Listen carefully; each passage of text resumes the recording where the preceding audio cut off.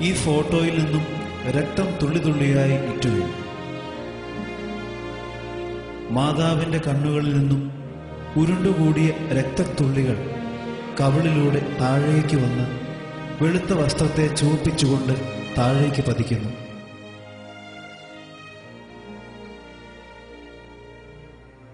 ചില തുള്ളികൾ ഇടയ്ക്കെവിടെയെങ്കിലും കട്ടപിടിച്ചിരിക്കുന്നു. മാതാവിന്റെ ഈ രക്തക്കണ്ണുനീർ ആദ്യം കണ്ടത് സോജന്റെയും സലോമിയുടെയും ഇളയ മകനായ ആൽവിനാണ്.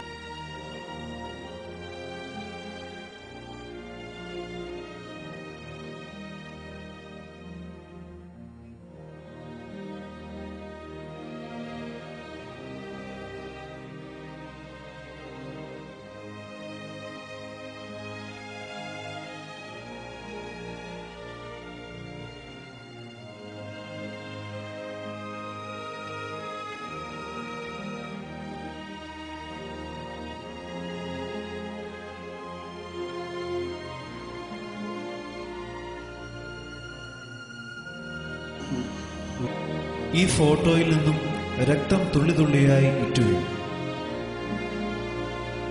മാതാവിന്റെ കണ്ണുകളിൽ നിന്നും ഉരുണ്ടുകൂടിയ രക്തത്തുള്ളികൾ കവിളിലൂടെ താഴേക്ക് വന്ന് വെളുത്ത വസ്ത്രത്തെ ചുവപ്പിച്ചുകൊണ്ട് താഴേക്ക് പതിക്കുന്നു.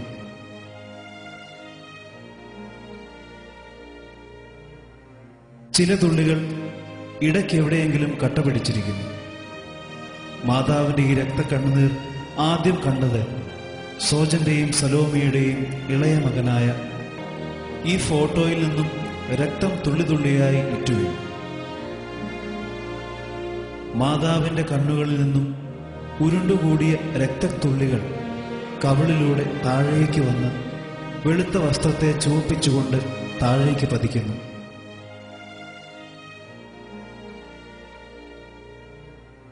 ചില തുള്ളികൾ ഇടയ്ക്കെവിടെയെങ്കിലും കട്ടപിടിച്ചിരിക്കുന്നു.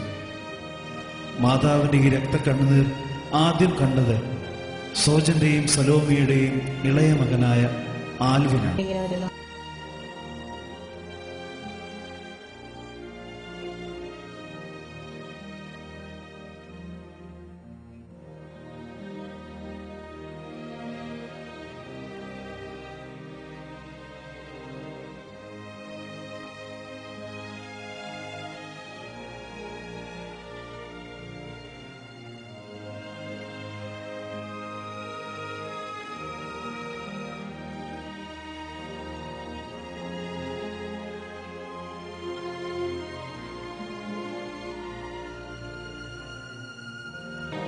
ഈ ഫോട്ടോയിൽ നിന്നും രക്തം തുള്ളിതുള്ളിയായി ഇറ്റുവീണു.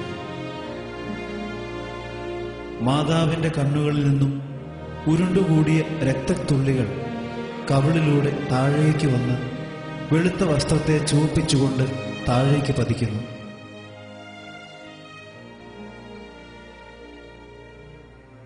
ചില തുള്ളികൾ ഇടയ്ക്കെവിടെയെങ്കിലും കട്ടപിടിച്ചിരിക്കുന്നു. മാതാവിന്റെ ഈ രക്തക്കണ്ണുനീർ ആദ്യം കണ്ടത് സോജന്റെയും സലോമിയുടെയും ഇളയ മകനായ ആൽവിനാണ്.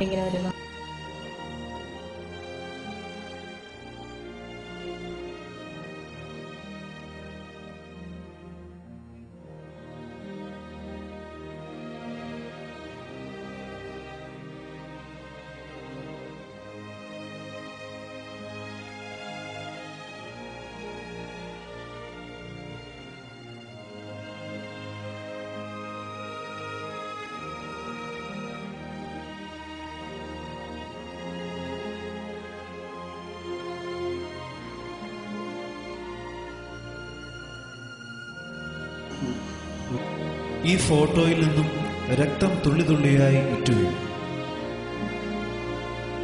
മാതാവിന്റെ കണ്ണുകളിൽ നിന്നും ഉരുണ്ടുകൂടിയ രക്തത്തുള്ളികൾ കവിളിലൂടെ താഴേക്ക് വന്ന് വെളുത്ത വസ്ത്രത്തെ ചുവപ്പിച്ചുകൊണ്ട് താഴേക്ക് പതിക്കുന്നു.